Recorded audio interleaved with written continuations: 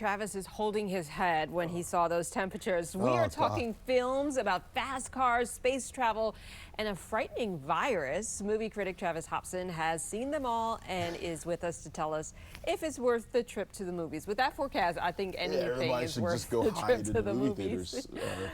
So let's start with F1. The cast alone for this, top notch. F1 is incredible. This is the IMAX movie of the year. Stars Brad Pitt. It's kind of like Top Gun on a racetrack is what people have been calling it, and it's fair. It's got the same director, same writer.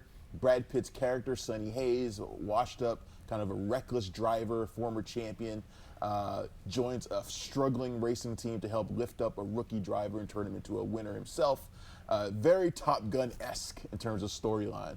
This movie was done with unprecedented access to Formula One, has incredible technology, visual effects. The racing sequences are out of this world. It is the most immersive racing film I've ever seen. If you go see it, you see it in IMAX. You see it on the biggest, best screen you can find. It's absolutely great. Brad Pitt's fantastic. He's never looked, sounded, or acted more like Robert Redford than he does in this movie. He's aging perfectly. I couldn't agree more. Yes, he's great. Yes, he looks fantastic. All right, what about Elio? That's a Pixar adventure film. Is this one fun for the family? On the other hand, you have Elio, which not one of Pixar's best. Pixar's really struggling to kind of launch new franchises. You know, they got the great ones, Inside Out, The Incredibles, stuff like that. But Elio is a film that's had a lot of production problems in the background, which kind of reminds me of their 2015 film, The Good Dinosaur, which had the same problems and also became sort of a flop.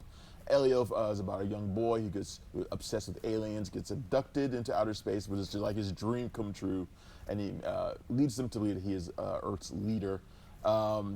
This it seems sort of shapeless. This is the kind of way I describe it. It's not very funny. The character doesn't have a lot of personality.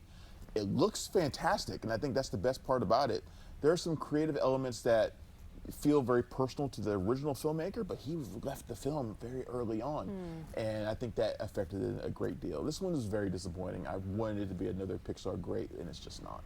It's very colorful, though. Maybe super young kids will enjoy it. Colorful. I mean, they all look great. That's not ever Pixar's problem. Right. Okay. How about this? I mean, if you really want to get scared, a post-apocalyptic horror film. I mean, we're so fresh from COVID.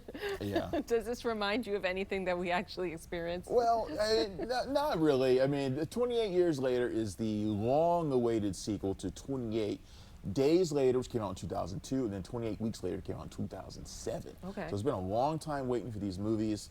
Danny Boyle and Alex Garland are back on the creative side of it, and it takes place in a community that has been ravaged by the rage virus. So it's not really a zombie movie, and these have never been zombie movies. It's about the rage virus, turns people into crazed savages, and it's about a young boy who goes out on the mainland for the first time with his father and gets his first kill and all sorts of other things. I think what will surprise people about this is that it's less of a horror than it is a coming-of-age story about a young boy learning to grow up in this post-apocalyptic society, this dystopian world.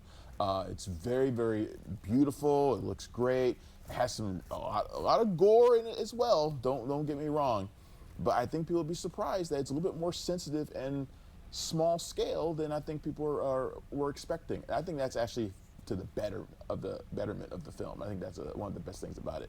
It's the start of a trilogy, so the story feels a little bit incomplete, but yeah, it's definitely worth checking out. You've been waiting for these movies to come back. 28 Years Later was worth the wait. All right. Thank you so much. Thank you. We'll be right back.